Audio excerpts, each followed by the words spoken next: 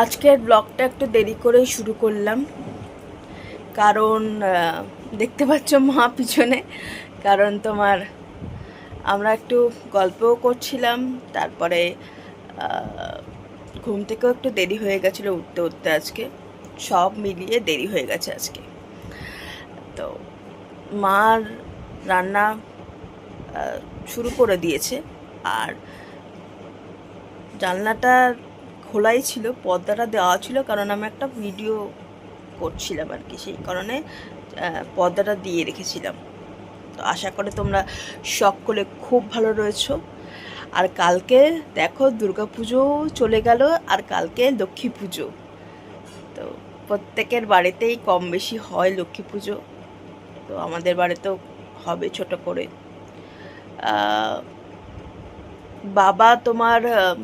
বাবা মা দুজনেই শিখেছে ঠাকুমার কাছ থেকে।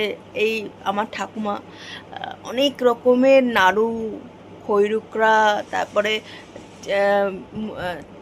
মুড়ির মুড়ির মোয়া, আরেকটা কিসের মোয়া করতো, সেই মোয়া আগে খুব হতো। এখন মা বাবা মোয়া বানায় না, সত্যি কথা বলতে। ওগুলো কিনে কিনে নিয়েই আসা হয় আর কি বাজার থেকে। আগে বাড়িতে হতো, যে মোয়া বানানো হতো, ওগুলো খুব ভালো লাগতো, জানো তো। তো এই হচ্ছে ব্যাপার।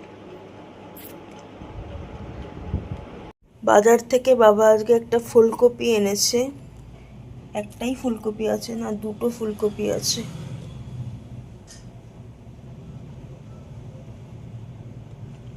ফুলকপি কেটে সিদ্ধ করে নিয়ে এখন রান্না শুরু করেছে।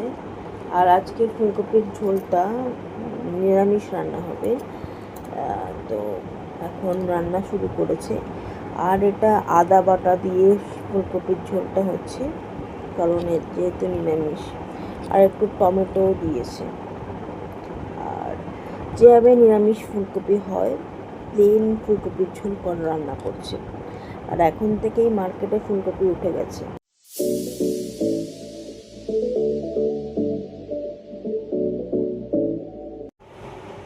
আর এখানে পুজো দেওয়া হয়ে গেছে।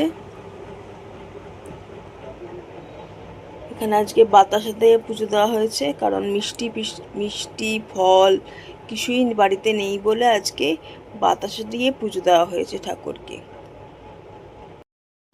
কালকে বিকেলবেলাটা খুব বোর হচ্ছিলাম, মাকে বললাম বেরোবে নাকি কোথাও। মা বলল বৃষ্টি পড়ছিল। মা বললে বৃষ্টির মধ্যে কোথায় যাব। আমি বললাম কোথাও যাব না, বাড়িতে খুব বোর হচ্ছি। তারপরে বাবাকে ফোন করলাম, বাবা বললো চল তাহলে একটু নিউল্যান্ড থেকেই ঘুরে আসবি। তো গিয়ে দেখছি বাপরে বাপ যা ভিড়। এই মেলা যেহেতু বসেছে, আর মেলাটা থাকবে হচ্ছে তোমার কালী পুজো অবধি। আর পুজোটা কেন্দ্র করেই মেলাটা বসে। পুজো তো হয়ে গেছে, আর ঠাকুরও বিসর্জন হয়ে গেছে।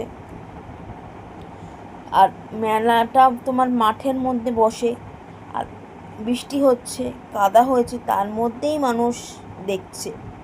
আর আরেকদিকে গান অনুষ্ঠান হচ্ছে, মানুষ গানও শুনছে, কেনাকাটাও করছে, খাওয়া দাওয়াও করছে।